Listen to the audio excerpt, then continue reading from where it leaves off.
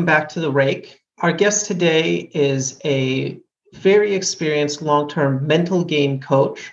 He is the author of The Mental Game of Poker and The Mental Game of Trading. We have Jared Tendler on the podcast today. Jared was my mental game coach a long time ago, probably almost a decade since I worked with him.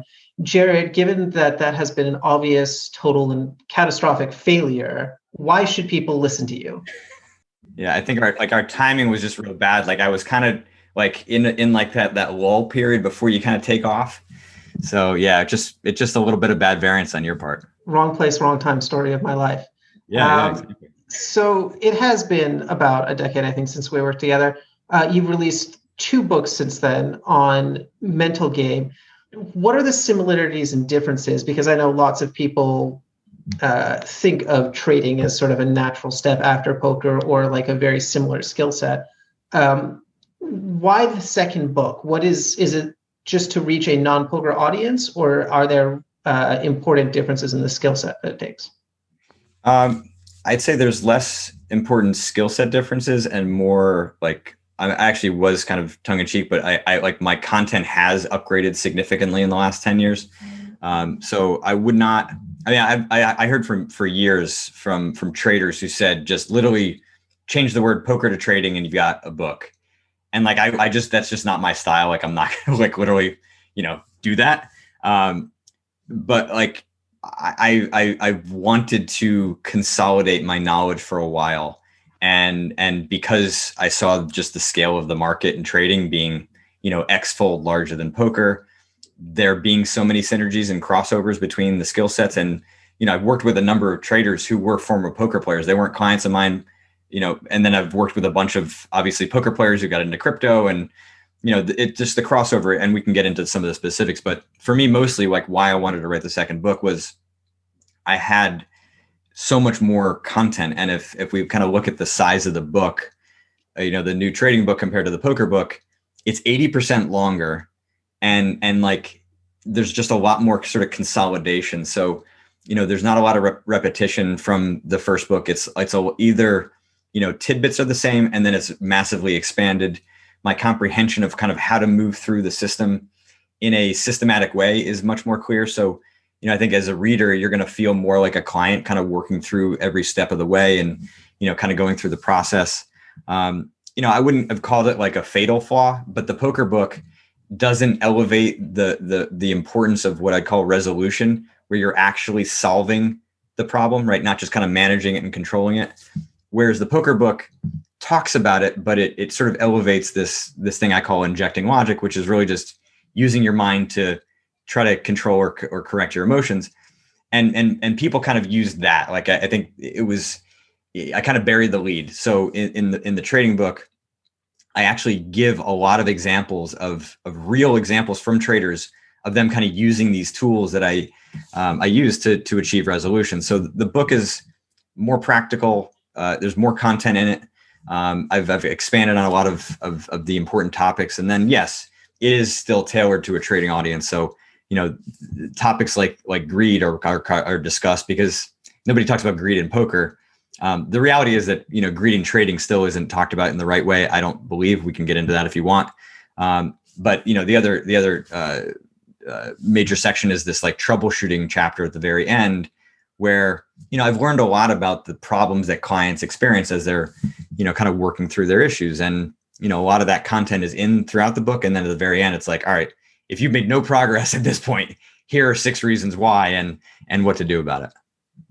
That's funny. The concept of greed in poker, that's like the name of the game. We're trying to extract as much value at all times. And if you get snap called in a spot, you're like, oh shit, I left some money on the table. You have that like always having that feeling of, like you could have maximized your profit more.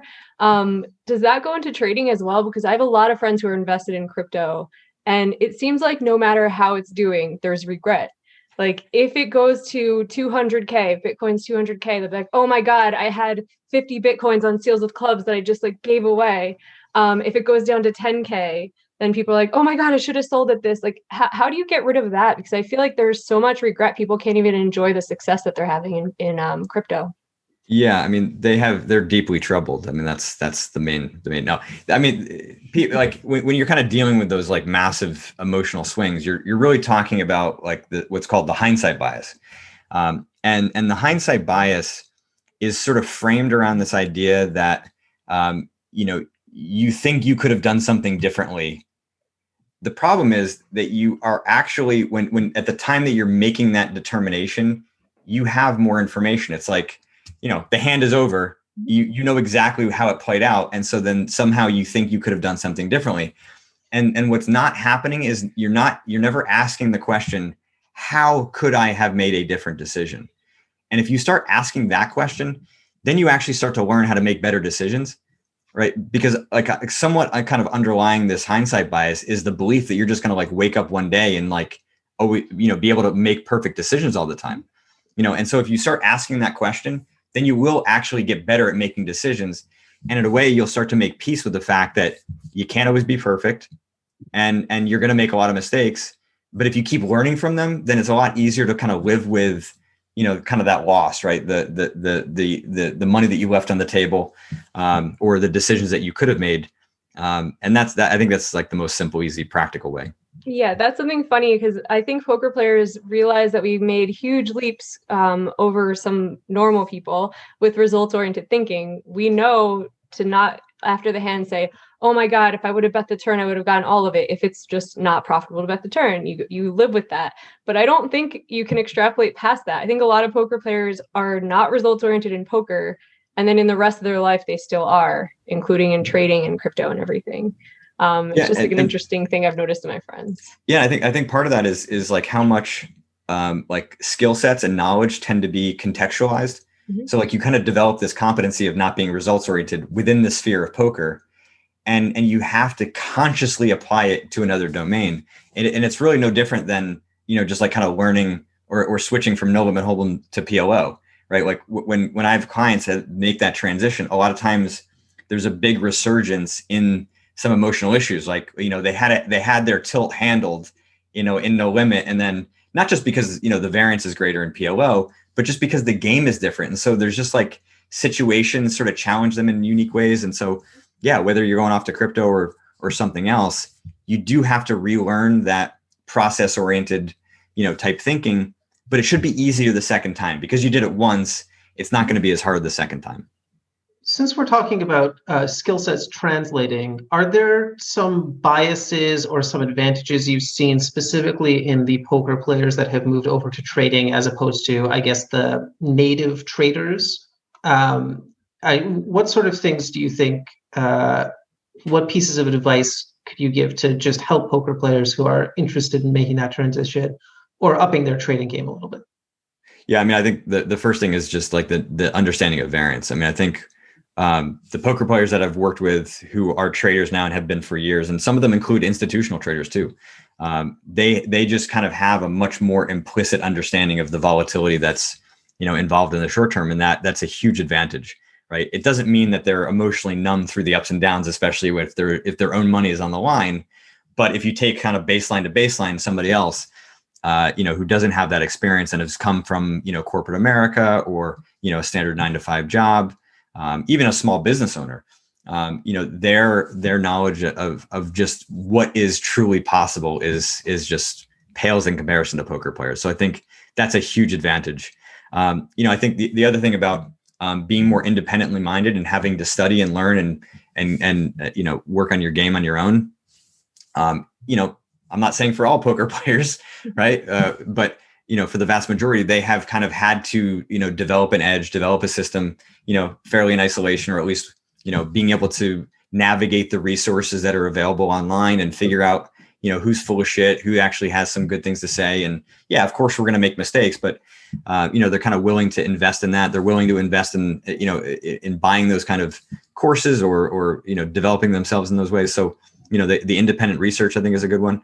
When it comes to, like understanding sort of the scale of the market, the one thing I think tends to lack the most is that you have to understand that the game can change at any time. You could be on the turn playing no limit, and then all of a sudden you are actually playing PLO, and to know that the game can change that quickly, I think is probably one of the things that I've seen poker players have the hardest time with when they're making that transition, because they will, sort of develop a strategy, within trading, and then, not be as sophisticated in being able to adapt. But again, poker players, tend to be very good at, understanding that they have to continue to, improve. So it's sort of less about the ability to improve and more about the understanding that, there is perhaps sometimes more of a necessity to do that.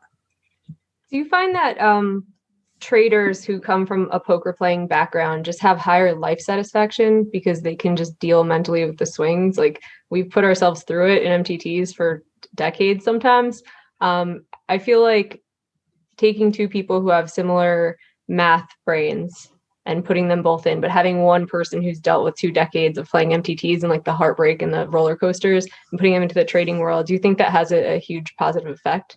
Because it seems like a lot of poker players, Vanessa Selbst, Donnie Stern, Clayton Newman, a lot of people have found themselves in trading and they haven't looked back. Yeah. I mean, I think that the size of the opportunity, the ability to control, the games that you're playing in, so to speak. I mean, like, the markets are what they are. Like, you don't have to worry about, the quality of the games, when they're happening. You can do it literally at all times, remotely. We're not worried about, I mean, we're 10 years out from Black Friday. We're not worried about the DOJ shutting down the New York Stock Exchange. Right. So there's a degree of control and ability to kind of move in and out that I think is really cool. The other thing too is that, the equivalent of making trading decisions for some traders takes days, weeks. So, the cycle of actually having to make decisions and the ability to make a trade. And if you're a swing trader, then it's going to last for, 2 to 3 weeks. And, maybe you only make 4 or 5 trades a month. Like, you can make decent returns, having a high quality system, not quote unquote, like, working all the time. It's not to say that you're not involved, you're not paying attention, but, as a poker player, to have to sit there for focused grinding hours, it will feel much more like a grind. Now, of course, there are a lot of traders who are, the higher frequency, they're making, 80 to 100 trades a day. They're scalping, E-mini futures. They're doing all of some of these, crazy high frequency stuff. But, that just sort of fits their personality. I think, trading lends itself to much more diversity in that regard in terms of how you want to make it. And so, yeah, I think from a quality of life standpoint, it's easier to, kind of balance those two things, especially if you're, not trading crypto where the markets actually do close. It makes it easy to actually sleep. That is funny. I was wondering that too, if like a lot of people who are in crypto right now will end up trading someday in stocks, and it'll feel like moving from no limit to limit hold'em. Exactly. 100%. I also noticed you're getting a lot of credit from esports guys who have large followings. What is that like? So specifically, Russell Van Dolken said you're the best sports psychologist he's been able to work with so far in his career. You helped him break limits in the past year, and now he's pursuing something new after esports. What is that like? Because a lot of these guys are so young. Like, you're dealing with people who are basically teenagers or like early 20s, who've had successful careers and are moving on to something else. What is that like for you? And is there going to be a mental game of esports someday? If I do, it may not be a book. I think maybe I'll just go video series or some other form of content. Yeah, I mean, so for those that don't know, I was the head of sports psychology for Team Liquid, which is one of the largest esport organizations in the world. And for those that don't know, the scale of what's going on in esports, it's insane. The degree of participation and the amount of money that's involved. So yeah, you take, kid out of mom's basement, kid out of their own bedroom, throw them on a stage and they're playing for millions of dollars. It's a very different type of stress, but in some respects, not too dissimilar from some poker players who were in mom's basement and suddenly now are, at a World Series of Poker final table. But the difference here, I think, is that, there's an age factor. There's also often an inexperience with coaching. So if we look at kind of traditional sports, I think certainly with poker, there was, at least since I've been involved, there just was an ethos of just like kind of getting coached, and the coaching sites were sort of widely available. For a lot of the players in esports that I worked with, they really hadn't been involved in, organized sports. So they didn't know necessarily how to be coached by like their peer. Cause like the coaches who are coaching, let's say League of Legends or, Russ is from Counter-Strike, or sometimes like 3 or 4 years older than they are, and they've never been a coach before. They don't, I mean, this is like baseball in like, 1890 with like, the coaches are the guy that broke his leg and can't play anymore. Mm-hmm.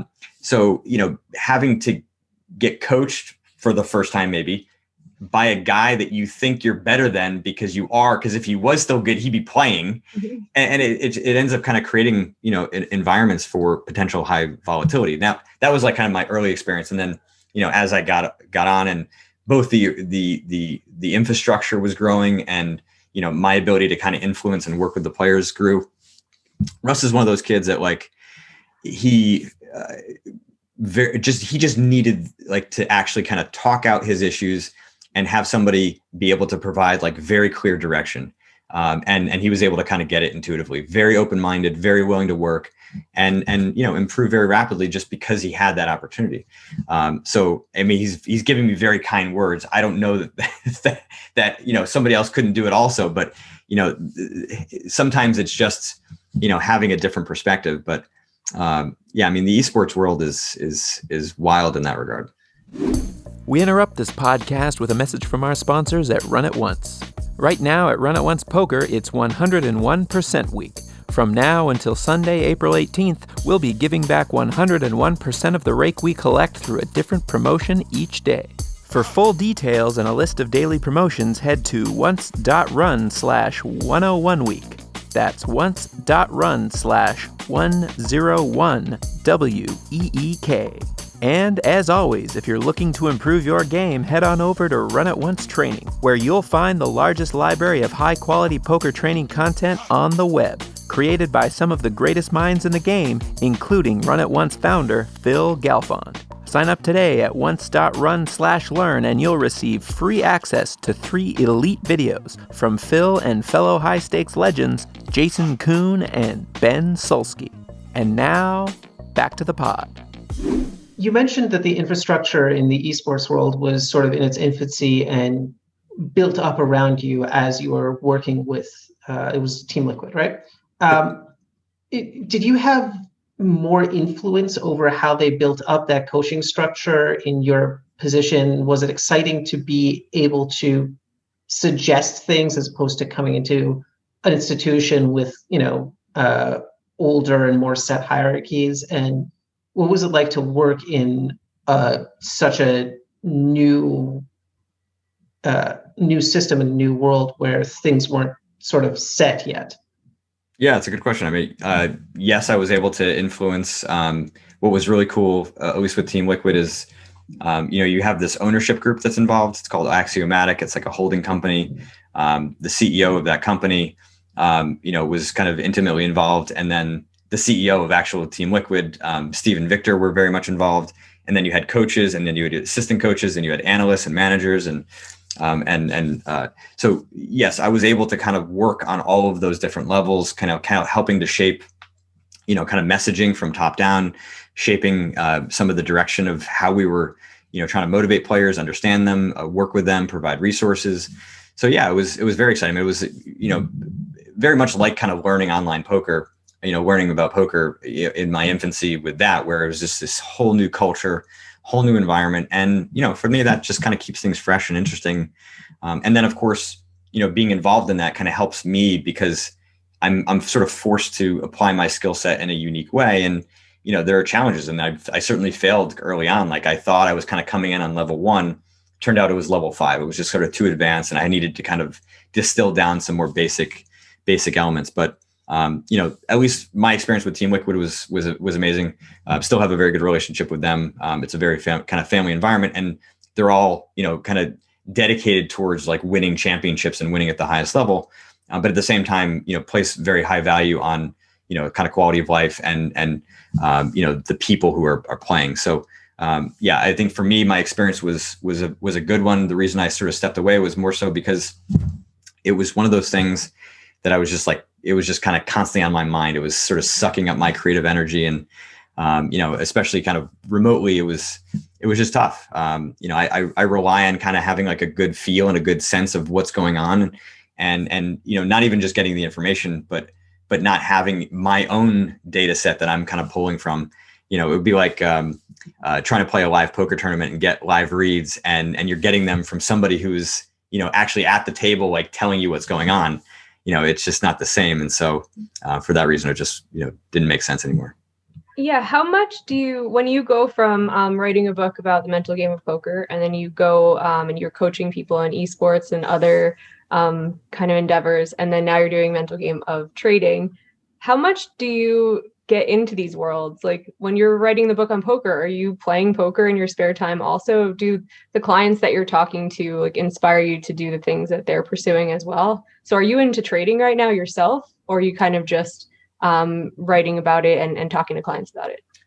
Yeah, I'd say all three of those things I've done at like the very amateur level, right? I played poker as a kid, with my buddies and bachelor parties and, just messing around.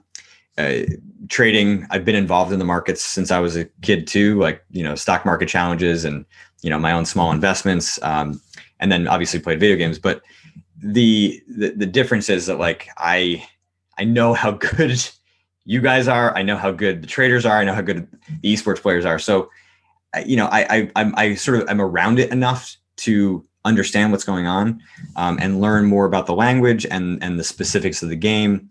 I mean, I've watched more League of Legends, more Counter-Strike, more Dota than I would have ever predicted. One of my favorite moments was taking a picture of me sitting, in this like scrim room in the Netherlands, with these 5 guys sitting around computers, and texted to my brother-in-law. I'm like, hey, this is my job right now. Like, what are you doing? Just like, what is happening in my life right now? But yeah, I mean, it's cool. Like you learn these games, you understand that at the end of the day, like they want to get better, they want to win. And it's just like, how are you going to do that? So yeah, I definitely plug myself in. I mean, I'm, an investor in the crypto markets. So I definitely pay attention. I've attempted to make a few swing trades of, we can debate on how well I've done with them, but yeah, I mean, I think the extent to which I kind of dive in is less about my own participation and more about like kind of immersing myself in the worlds of the people that I'm working with. Cause I think that's what helps me to be kind of influential in that regard. It's like, if I can kind of get in somebody's head and understand how they think and then relay that back to them in a way that they didn't quite understand, then that's where my system and my material can kind of pour through. And, one of the coolest reviews I've gotten from the poker book already was, this guy that read like the first chapter is like, holy crap, like you were in my head. Like I now understand all of the mistakes I'm making. And like, to me, that's the best compliment, because that's what I work so hard to do, is be able to kind of present, descriptions of what traders or poker players, maybe eventually esport athletes are going through, so that then they know that I understand what they're going through, and then the material can apply and they have some confidence that it might help. Mm-hmm. So I wanted to ask you one last question, being that, it's a poker podcast. I'll bring it back to poker.